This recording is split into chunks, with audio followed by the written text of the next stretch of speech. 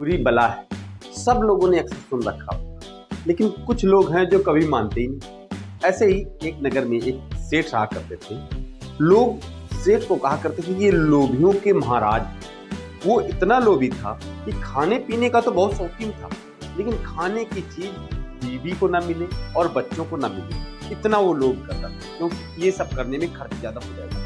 वो अक्सर प्लान बनाया करता था कि उसकी बीवी और बच्चे 2-4 दिन के लिए मायके चले जाएं और उस दौरान हम अच्छा खाना पीना करें। ऐसे ही कई बार प्लान बनाते बनाते एक बार वो सफल हुआ और उसने अपने मुनीम से कहा कि ऐसा करो, आज दूध पाक बना, खूब सारा उसमें सूखा मेवा डालते हैं और बढ़िया उसको रबड़ी जैसा बना के तब खाएं।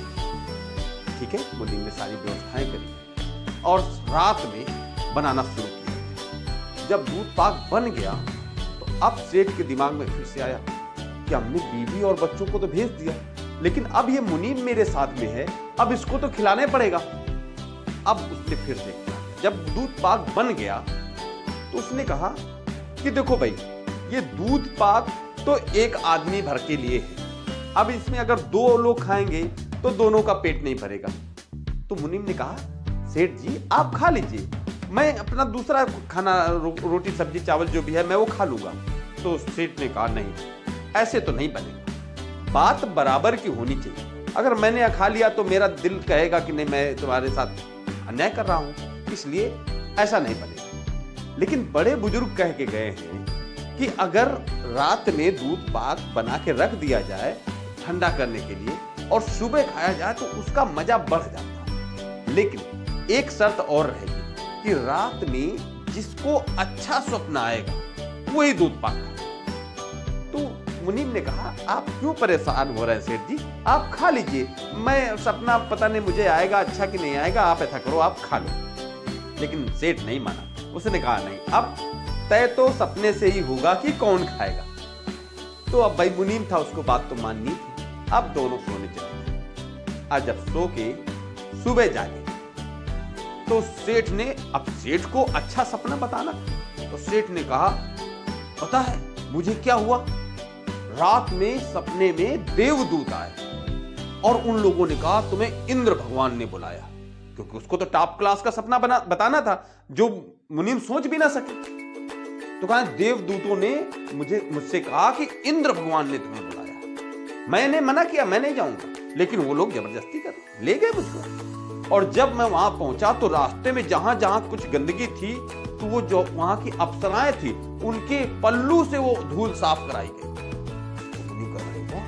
और फिर मुझे इंद्र भगवान ने अपनी गोद में बिठा दिया और मुझसे रिक्वेस्ट करने लगे, बहुत गिड़गिड़ाने लगे कि अब मैं यहाँ का राजपाट नहीं संभाल पा रहा हूँ, ऐसा करो तुम मेरी मदद करो, कुछ अप्सराएं तुम मैनेज करो और कुछ मैं मैनेज करूंगा, कुछ और बाकी काम भी आप लोग मिल बांट के देख लेते। मैंने बहुत मना किया, मैं नहीं है, मेरे पास इतने काम हैं, मेरे मुनीम है, बीबी बच्चे सब हैं, मैं ये सब इतना अच्छा मुझे सपना है, अब तुम बताओ तुम्हें कौन सा सपना है। तो मुनीम ने कहा, महाराज मैं तो गरीब आदमी हूं, मुझे सपने थोड़ी आते, मुझे तो नींदें आती। तो कहने नहीं, फिर भी बता, कुछ तो सपना आया होगा। कहा, हाँ मुझे अब ये ठीक से पता नहीं है कि सपना था कि हकीकत, लेकिन हाँ कुछ तो हुआ था रात में। हाँ बताओ बताओ क्या हुआ। कहा, रात में 4 मुस्तंडे मेरे पास आए, उनके पास लाठी डंडे सब थे। फिर कहा, वो मुझको अब कहने लगे वो दूध पाक के पास ले चलो। तो कहा, फिर क्या हुआ। कहा, मैं अब उनके पास लाठी डंडे थे तो मैं कैसे मना कर देता। तो कहा, मैं उनको दूध पाक के पास ले गया, मैंने सोचा इनको खाना होगा, इस वजह से लिए जा रहे हैं। और कहा, जब मैं वहां पहुंच गया, मैंने दरवाजा खोला, सारा कुछ किया, तो उन्होंने मुझसे कहा कि ये तुम पूरा पियो और नहीं पियोगे तो मारेंगे। तो कहा, मैंने पिया, जितना पी सकता था मैंने पी लिया।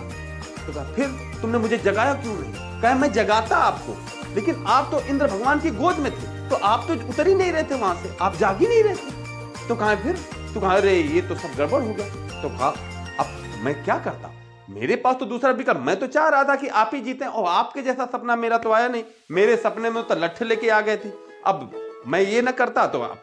तो कहें, चलो ठीक है महाराज, सपना मेरा ऐसे सही, अब आप ऐसा करो, आप दूध पाक पी लो चलिए। तो कहें चलो अब सेठ को लगा कहीं ये वास्तव में सपना था कि हकीकत थी। चलो खैर, इसका जो भी हो, इसका सपना मेरे सपने की तुलना में कहीं नहीं है, ये घटिया सपना इसमें, डंडा लाठी वाला सपना, ये कोई सपना होता है। अब सेठ ने कहा चलो अब मैं जीत गया, अब दूध पाक खाते। जब वहां गया तो देखा कनस्तर खाली, उसमें एक कुछ नहीं है। उसने कहा अरे ये तो सच में खाली हो गया। महाराज मैंने पहले कहा था कि ये सपना था कि हकीकत था, रात में मेरे साथ कुछ तो हुआ था। इसीलिए कहा जाता है कि लालच बुरी बला है। अब सेठ ने लालच किया था कि पूरा खाएगा, अगर वो थोड़ा बहुत बांट देता तो शायद उसको कुछ खाने को मिलेगा। अगर दोस्तों कहानी आपको अच्छी लगे